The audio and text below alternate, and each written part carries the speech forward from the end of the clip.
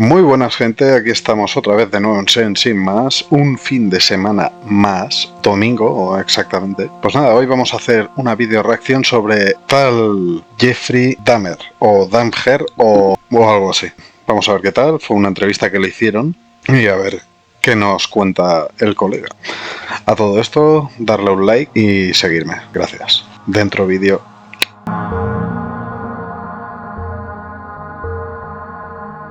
Vale, aquí estamos. Vamos a empezar con la entrevista al señor Jeffreydahmer por Nancy Glass. Obsessive desires and thoughts wanting to control them, to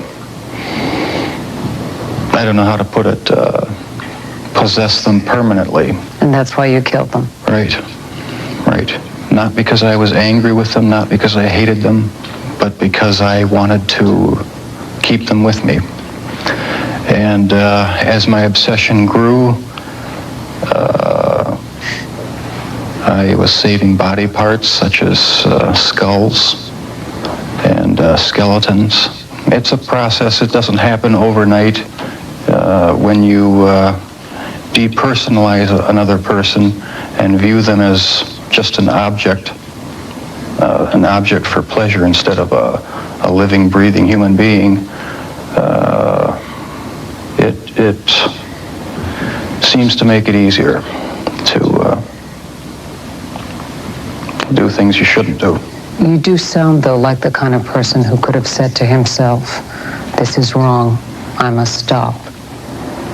I always knew that it was wrong, but after the first killing was not planned. I was coming back from the shopping mall back in '78. I had fantasies about picking up a hitchhiker and taking him back to the house and having complete control and dominance over him. What happened to you in the 9 years in between that you were able to stop, that you were able to control yourself? There just wasn't an opportunity to fully express what I wanted to do. There was just not the physical opportunity to do it then. And I started, when I moved to Milwaukee in '81, I started reading pornography, going to the bookstores. Eventually that led to frequenting the gay bars. And then one time I brought this young man back to the hotel room, the Ambassador Hotel. Was just planning on drugging him and spending the night with him. I had no intention of hurting him. When I woke up in the morning, he had a broken rib here. I was heavily bruised. Apparently I had beaten him to death with my fists. And you have no memory of it? I have no memory of it. But that's what started the whole spree all over. Simple, a ver, el pavo este era una puta mente enferma que tenía el deseo de coger autostopistas, llevárselos y poder hacer con ellos lo que quisiera. A punto de llegar a mutilarlos y guardar partes de sus cuerpos en la nevera. Over again. When you killed these men, afterwards, were you repulsed? Were you upset? No, at the time it was almost addictive. It was almost a surge of energy. I wouldn't have to worry about any of their needs or anything. I just had complete control of the situation. Why did you photograph them? It was my way of remembering their appearance, their physical beauty. I also wanted to keep something. If I couldn't keep them there with me whole, at least I felt that I could keep their skeletons. And I even went so far as planning on setting up an altar with the 10 different skulls and skeletons. And what was the purpose of the altar going to be? As a sort of memorial. A point where I could I don't know. It's so bizarre and strange, it's hard to describe. A place where I could collect my thoughts and feed my obsession. When the bodies were still in your apartment, there was no time when you would see them and say, this is grotesque, what have I done? There were times, but the compulsive obsession with doing what I was doing overpowered any feelings of revulsion. Before you went out to pick up a man, was there any kind of ritual you went through? I'd go to the nightclubs, drink, watch the striptease shows, and if I didn't meet anyone at the bars, I'd go to the bath clubs and meet someone there, offer them money, and we'd go back to the apartment, have a few drinks. I'd have the sleeping pill mixture already prepared. Person would drink it, fall asleep, and that's when they would be strangled. I felt so hopelessly evil and perverted that I actually derived a sort of pleasure from watching that tape. Did you like feeling evil? No, I didn't, but I tried to overcome the thoughts. En mi impresión, o me da como que se contradice el mismo. O sea, le impresiona verse malo, pero que luego dice que no, que él no se impresiona por verse así. O sea, no sé, es raro. Tiene unos pensamientos extraños. And it worked for a while, but eventually I gave in.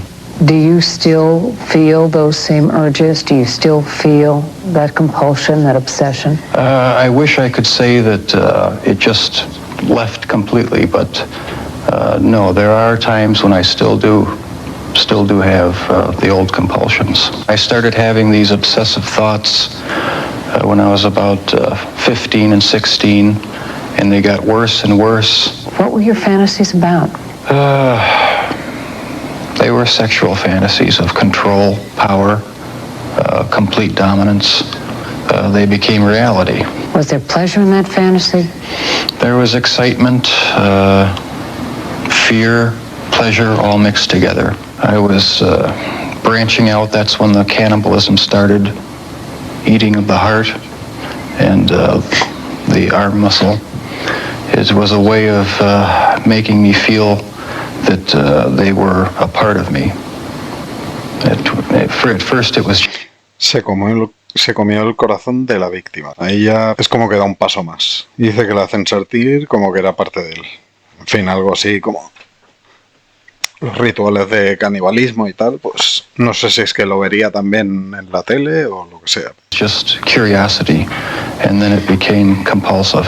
Then I tried to Muy fuerte, keep the person alive by inducing a zombie-like state. By injecting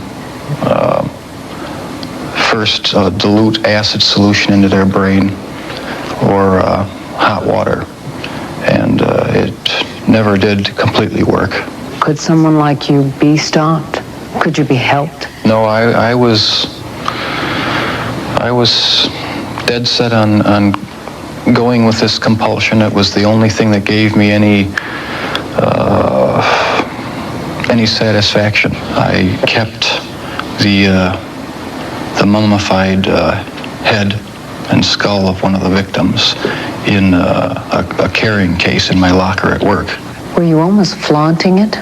Yes, but that's how strong the compulsion was. That's how bizarre the desire was. I wanted to keep something of the person with me. Do you know what started it? Was there any kind of incident that you can remember? To this day, I don't know what started it. And the person to blame is sitting right across from you. That's the only person. Not parents, not society, not pornography. I mean, those are just excuses. What was the turning point for you that made you suddenly realize that you had done something terribly wrong, something you should be sorry for? It was the night of the arrest. I have no memory of what happened during the 6 hours before the last victim ran out of the apartment. I heard a knock on the door, and the police were there with the last victim. They asked me where the key was to the handcuffs. My mind was in a haze. I sort of pointed to the bedroom, and that's where they found the pictures. And they yelled, "Cuff him." And I was handcuffed, and it was just the realization that there was no point in trying to hide my actions anymore. The best route was to help the police identify all the victims and just make a complete confession. 10 of your 17 victims were black. Were they racially motivated? It was crimes? not racially motivated. It was not sexual preference. It was just to find Le gustaban las personas de an color. obsession with the best-looking young man I could find. Never understood it. There was no use trying to fight it because I couldn't rid myself of it. It was too powerful and persistent. Do you dislike it? Yes, it's caused a lot of problems for me. A lot of conflicts and unanswered questions.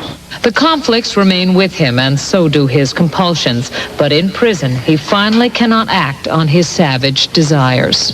If you were out on the street now, would you still be committing the crimes? Probably. If this hadn't happened, there's no doubt I probably would be. I can't think of anything that would have stopped me. Pues nada, aquí ha terminado la entrevista. Primera parte de la entrevista. Hay una segunda parte, la cual haré si por lo menos hay 4 likes. Así que un saludo y nos vemos en breve.